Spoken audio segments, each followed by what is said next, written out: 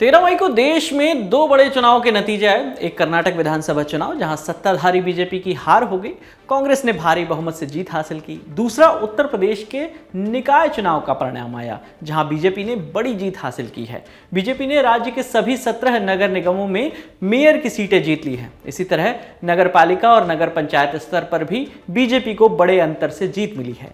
UP में निकाय चुनाव के लिए 4 और 11 मई को वोटिंग हुई थी। इंडिया टुडे की रिपोर्ट के मुताबिक बीजेपी ने नगर निगम की 4 सीटों पर मौजूदा मेयरों को ही चुनाव मैदान में उतारा था। इसमें कानपुर, मुरादाबाद, बरेली और मेरठ की सीट से बीजेपी उम्मीदवार दोबारा मेयर बन गए हैं।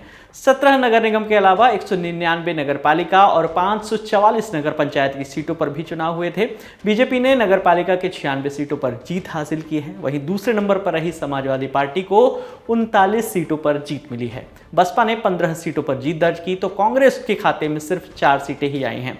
वहीं नगर पंचायत में 199 सीटें बीजेपी के हिस्से में आई हैं, जबकि सपा के हिस्से में 89 सीटें आई हैं। प्रधानमंत्री नरेंद्र मोदी ने इस जीत के लिए यूपी के सीएम योगी आदित्यनाथ की तारीफ की है। उन्होंने ट्विटर पर लिखा, निकाय चुनावों में इस शानदार विजय के लिए उत्तर प्रदेश बीजेपी के सभी कार्यकर्ताओं और उम्मीदवारों को बहुत बहुत बधाई। ये सफलता योगी आदित्यनाथ जी के नेतृत्व में प्रदेश में हो रहे अभूतपूर्व विकास को लेकर जन जन के समर्थन को अभिव्यक्त करती है। आपको बताते चले कि साल 2017 के निकाय चुनाव में नगर निगम की 16 सीटें थीं, जिनमें से बीजेपी ने 14 सीटों पर जीत हासिल की थी। मेरठ और अलीगढ़ में बहुजन समाजवादी पार्टी को जीत मिली थी। इस बार शाहजहांपुर भी नया नगर निगम बना। बीजेपी ने ट्रिपल इंजन जैसे जुमलों का इस्तेमाल करके कैंपेन किया। खुद सीएम योगी आदित्यनाथ ने निकाय चुनाव में 50 रैलियां की थी। यूपी के सीएम योगी आदित्यनाथ ने इस जीत के लिए बीजेपी कार्यकर्ताओं को बधाई दी। उन्होंने ट्विटर पर लिखा, उत्तर प्रदेश नगर निकाय चुनाव में भारतीय जनता पार्टी की प्रचंड विजय पर बीजेपी के सभी समर्पित व कर्मठ कार्यकर्ताओं एवं सुशासन प्रिय उत्तर प्रदेश वासियों को हार्दिक बधाई।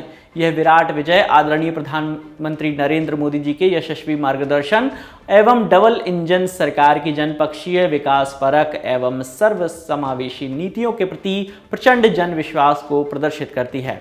राज्य में ट्रिपल इंजन की सरकार बनाने के लिए सभी प्रदेशवासियों का हृदय तल से अभिनंदन। वहीं समाजवादी पार्टी के अध्यक्ष अखिलेश यादव ने वोटों की गिनती में धांधली का भी आरोप लगाया। उन्होंने चुनाव आयोग से जांच करने को कहा है।